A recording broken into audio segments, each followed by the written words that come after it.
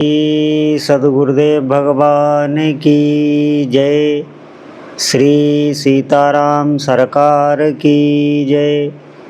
श्री राधा रमण लाल की जय। श्री गौरी शंकर महादेव की जय। सभी दर्शकों और भक्तों को कोटि कोटि प्रणाम। सबको प्रेम भरा जय जय श्री राधे, जय जय श्री सीताराम। सभी भक्तों से प्रार्थना है कि बहुत ही महत्वपूर्ण सत्संग है और सभी साधक बहुत ध्यान से सुनेंगे। भगवान नाम जप की अनंत महिमा है।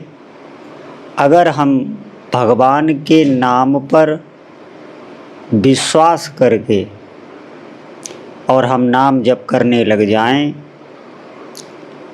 तो इसी जीवन में हमें अपने इष्ट देव का अनुभव होने लगता है। और जो भी सांसारिक प्रपंच हैं जो हमें मानसिक पीड़ा देते हैं, जैसे कि अगर हमारे सामने हमारे मन के प्रतिकूल कोई घटना होती है तो उसमें हम भययुक्त हो जाते हैं, उसमें हम चिंता करने लगते हैं। चाहे हम कितने ही आनंदित क्यों न हों, लेकिन वो सब देखकर हम अपनी बुद्धि खो बैठते हैं। अगर आप नाम जप नहीं कर रहे, बहुत ध्यान से सुनेंगे। लेकिन अगर आप नाम के आश्रित हैं तो उसी समय ठाकुर जी आपको ऐसा विचार, ऐसा विवेक देंगे कि आप आनंदित हो जाएंगे। आपको भगवान का नाम पूर्णतः से संभाल लेता है। आप ध्यान दें। इसी प्रकार जब हमारे शरीर पर कोई प्रतिकूलता आ जाए तो भी ठाकुर जी का नाम साधक को संभाल लेता है और वो आनंदित रहता है। ये ध्यान रखें, किसी भी साधना से ये आपको प्राप्त होने वाला नहीं है। आज के समय में आप देखेंगे भगवान की भक्ति का बहुत ही प्रचार और प्रसार हो रहा है, लेकिन नाम की महिमा को समझकर उस पर चलना ये कोई बिरला होता है। ध्यान दें। आप देखेंगे अपने ही जीवन में हम कितना समय ऐसा व्यर्थ करते रहते हैं जो भगवान नाम से हम विमुख होते हैं। इसका मतलब ये है कि हमें अभी नाम की महिमा का आभास ही नहीं है। हमारे चित्त में अभी ठीक से बैठा नहीं है नाम का प्रभाव। अगर हमें ठाकुर जी के नाम की महिमा समझ में आ जाए तो आप निश्चित समझें जो भक्ति की सर्वोत्तम अवस्था है, जिसे प्रेम लक्षणा भक्ति कहते हैं, एकमात्र ठाकुर जी के रूप में आकर्षण का हो जाना, कोई कामना नहीं, कोई चाह नहीं, केवल अपने उपास्य देव को देखना, उनको पाना, ये अगर प्रबल इच्छा आती है तो केवल और केवल भगवान नाम जप से ही आती है।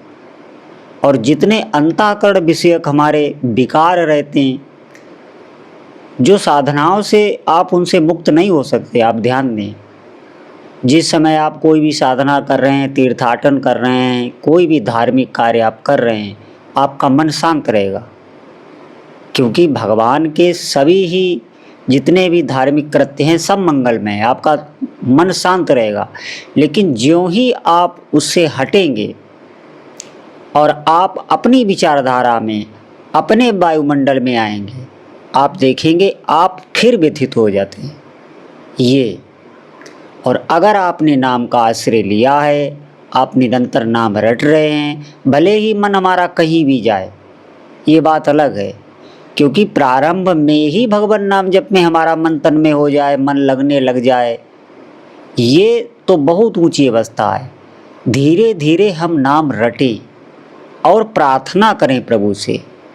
और किसी भी भक्त का, किसी भी साधक का हम उसे हीन भावना से ना देखें। ऐसे ना देखें कि ये कुछ नहीं कर रहा, ये भगवत भजन में बहुत पीछे है, ये कर्म कर रहा है।